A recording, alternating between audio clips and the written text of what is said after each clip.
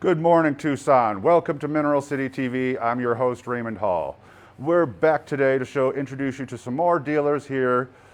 We're in building B, room B13 with Crystal Cantina and Ed Urlik. It's a special room. You guys are really going to get a kick out of this one. It's different than any other room here. Come on, let's go in and have a talk with Ed. Hi, nice to meet you. Thanks for being on the show. Great. Thanks. So obviously, we're going to talk about what's behind you in just a second, but first tell us a little bit about yourself and your business here. Well, Crystal Cantina is a company dedicated to finding all types of minerals from all over the world. Basically, any kind of mineral that we have in our cases is good enough for our collection, and that's why we go ahead and do it. We focus on aesthetics, we focus on locale, and we focus on condition. We think that those are very important points, which I think a lot of advanced collectors would agree with. Absolutely. So that's kind of what we do. We came up with our name because we thought it was just something that we like, and also basically wanted to create a Crystal Cantina, which is what you're now standing in, and we have the Crystal Bar behind us. It's fantastic. So you're from California? California. We're out of Beverly Hills, California. Awesome. Correct. All right, well, let's have a little chat about, everything we're seeing back here with this bar. Sure. So this is a all-original 1935 Brunswick Vault Colander, back bar and front bar. The name is really called the Rex, but I've called it the Aztec, and I think it's just very, very fitting for the Tucson Gem Show. That's great. So we brought this here, and we also specialize in collectibles and antiques and vintage items, and so we just kind of took a few things out of storage to kind of help create and build out the atmosphere a little more. It's a great environment. Thank you. Whether it's the old original cocktail shakers from the 30s, scads of unopened packs of cigarettes from the 30s, gum, sodas, you name it. And that's what we do. Everything in this room except for the cases are original and old. Wow. And does this stay here year-round, or do you disassemble it and take it out of here each year? Well, this stays here year-round. Okay. It is something that we installed ourselves, but I will say that if there was a good reason to move it and do something, that would always be possible, but not something that we would be looking forward to unless it was worth it. Quite a bit of work to get it in and out of here, I'm sure. Yeah. All right, well, everyone, I'm sure you got a great look at the bar there. Let's take a look at some minerals, because there's beautiful minerals in here. We're not just here to talk about the bar. So we're going to start over here with this case. Okay.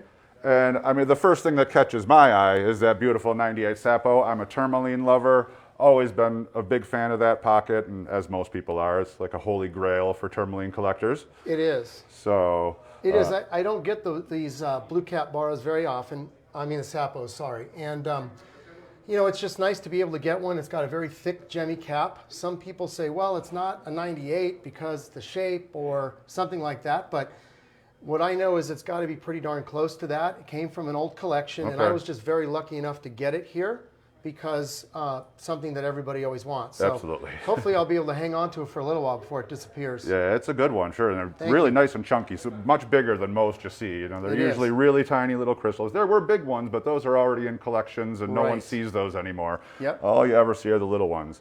Well, I also can't help but notice the beautiful Baraceptor, etched crystal you have there. So can we take that out and take a look at that one? Sure.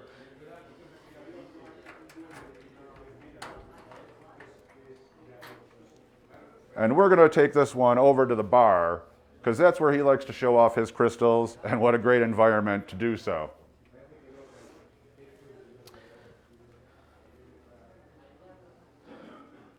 So can you tell us a little bit about that one? Sure. This is an incredible Barra de Salinas tourmaline. It's fully etched. It's fully crystallized on the bottom like a floater.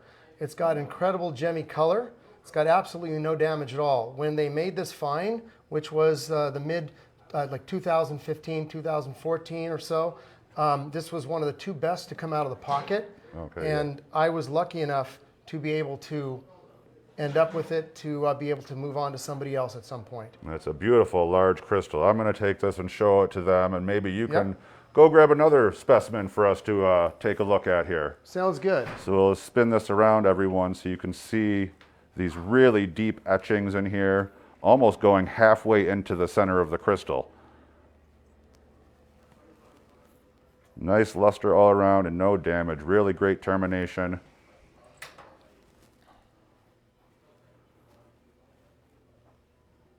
All right, so next we're going to take a look at another tourmaline. Oh, which one's oh, the amethyst. I forgot about the amethyst. All right, so we're going to put this one off to the side here for just a minute. This happens to be one of my favorite amethysts. I've nicknamed it the serpent head. And why I've nicknamed it the serpent head is, as you can see, it's somewhat shaped like a serpent. And it's got beautiful color, very amazing color. And if you look right in the center there, you'll see a fairly large bubble that I believe you'll see moving back and forth with it. Looks And like it's the camera's getting fully etched, just an amazing shape from the Bramberg area, Gabobaseb Mountains, as I say, Orongo region, Namibia. Everybody I know is a Namibia fan, and I certainly am too. That is such an interesting shape. You can see there's almost a bend to it here, but it's really not. That was, you know, the original growth up right here, but it almost looks bent when you look at it from the side. Beautiful and complete all the way around in here. And hopefully you guys can see that wisp of purple when I put my hand behind it there like that. Right in the center of that large termination. Beautiful crystal. All right, we're going back to tourmaline, and another one of everyone's favorite finds, the beautiful Jonas find from, what was it, 78 or what was it? Rubellite, this is from the Jonas mine. This is an incredibly large piece for something that kind of floats around. It's over 300 grams. And yes, the Jonas mine is arguably one of the most famous finds of all time. 1978 on Good Friday is when they struck gold, as they say, or struck tourmaline, and really startled everybody. The whole mineral community. It was such a great find. Yeah, and if I can just show you what some of the things that are characteristic about a Jonas mine piece are the light dusting of small little micro tourmalines and very gemmy caps on it. So a lot of times some rubellite can get mixed up from other kinds of locales. However, when you start to look at the color, which kind of radiates and pops along with some of these other crystals that are very small and give you this sparkly appeal, that's kind of how you end up knowing that's a real Jonas, for sure. Wow, all right, let's give just a little bit of a closer up look at here, and we're going to pull out one more really special piece for you guys to take a look at. But these are all complete, fully terminated. Even the backside, all complete through here. This actually might be the largest Jonas I think I've ever held. Oh, cool. Excuse me, sorry about that. I'll be with you in just a sec. As a tourmaline lover, I'm in heaven right now, everyone. All right, we're going to put this one off to the side and look at one more really, really outstanding piece. Oh, man, this is so heavy. I'm telling you, this is, when you hold this for so long, it's an incredible piece of kunzite. It's bicolor. If you can kind of see the bicolor. Bicolor meaning that it's got, of course, two types of colors. One would be yellow, almost like a triphane, almost like spodumene, which is what it really is. And the kunzite is very pink. This is a very gemmy piece. And if you can notice the termination. That light etching on the surface. The light etching on the surface of it, okay?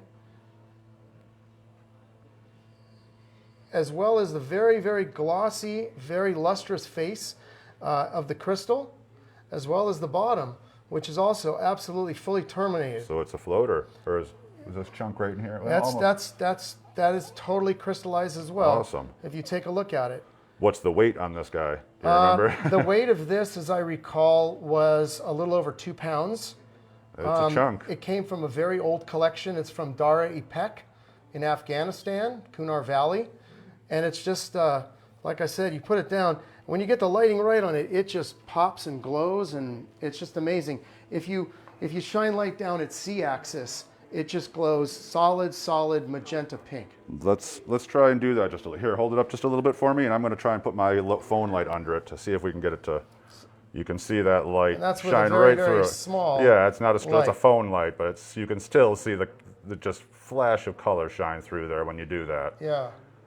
One of my favorite things to do with kunzites, actually. So we made a custom base for this because I didn't know what to do with it with Sunnywood, who I think makes the absolute best bases. Sure. And Adam and I love to see all these different crystals on bases as well. So Yeah, I had someone do a few bases for me last year as well. did they? Yeah, they did do. about 20 or 30 for me. So I love them. They're the best. All right, well, Ed, it was great to meet you. It was great Thanks to so see much. the bar and your beautiful crystals.